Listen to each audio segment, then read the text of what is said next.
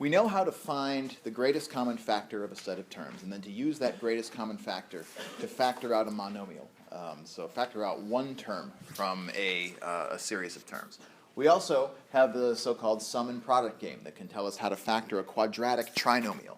And that same sum and product game can then also be used to factor perfect squares, factor a difference of two squares, and then we've also finally seen how factoring helps us to solve equations.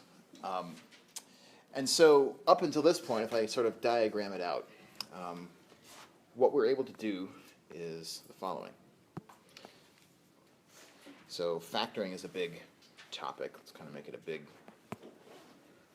giant square here inside of the factoring box. We have the technique of greatest common factor. Factoring using the greatest common factor. Let's kind of write it like that. And I see the greatest common factor as something always to try first.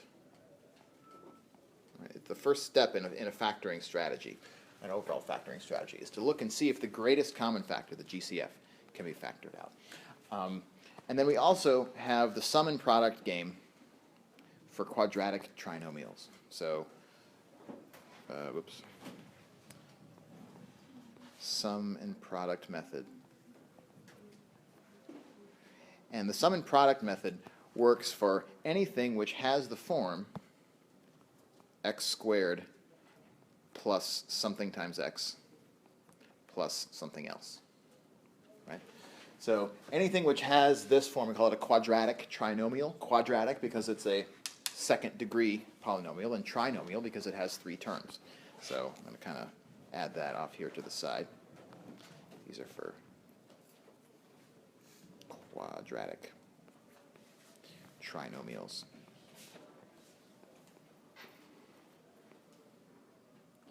And we have the sum and the product game. And there have been at least a couple examples that we've seen where we have to use both of these techniques.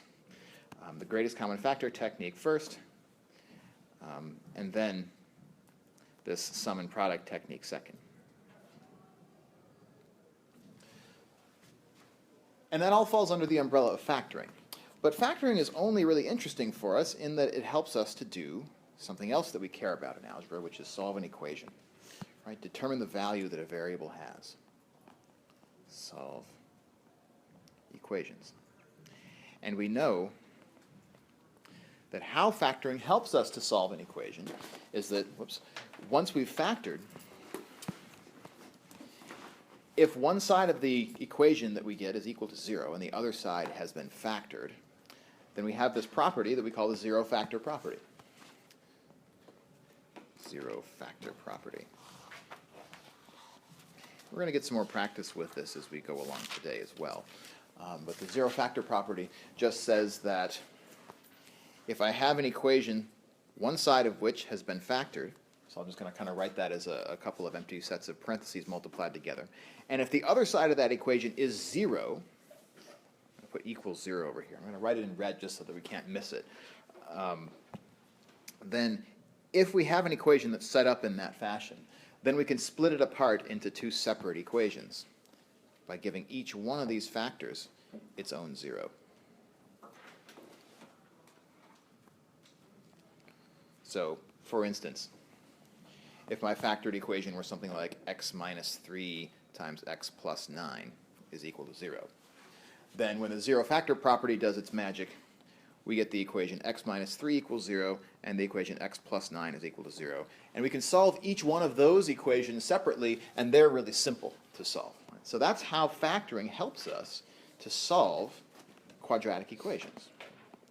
So, in a way, we kind of have this connection across these two techniques. Right? If what we're trying to do is solve an equation, then the first thing we should try doing is factoring it. Well, I guess the first thing we should try doing is getting a 0 on one side of the equation, so maybe I'll put that in here too. Before factoring, make sure that the other side is 0.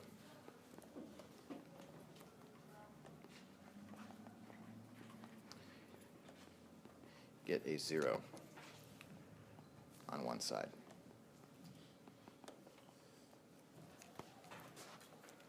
That's the important thing to know there. But once we have a 0 on one side of the equation, we can then factor using this combination of techniques, right? First try the greatest common factor and see if we can do that. If it works, great. If it doesn't, then just keep going and use the sum and product technique to factor what remains. Once you've used that, then the zero factor property helps you to break apart those two factors, give each one of them their own 0. And so this is the sort of the broad strategy, and it's why we learn how to factor in the first place. But what we'll notice, and what you've probably already noticed, is that it doesn't always work. Not every quadratic trinomial equation out there in the world can be solved using this process for a couple of reasons.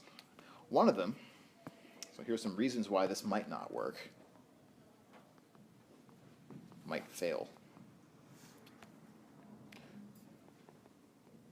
So one reason is one that we talked a little bit about when we did the sum and product game in the first place. And that is if there's a coefficient in front of the x squared that's not 1.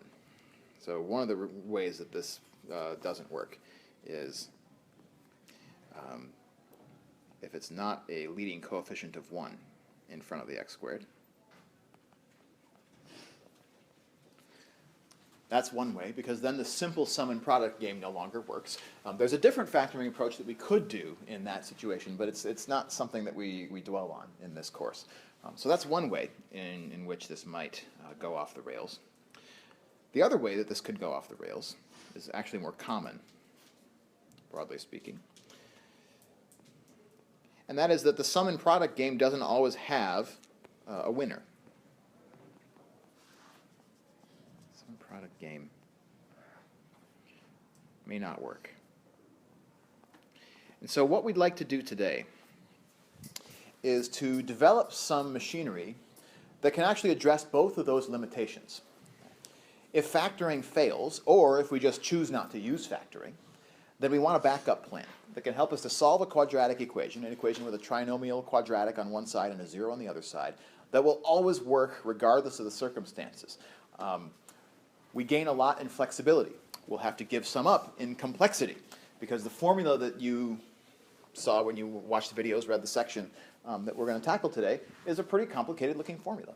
It's one of the only formulas that I think in life are kind of worth memorizing because it's so versatile, it's useful, it always works, and so it's got a lot of utility for you. So we'll get some exposure to that today and then complete this picture of how to solve a quadratic equation, whether it can be factored or whether it can't.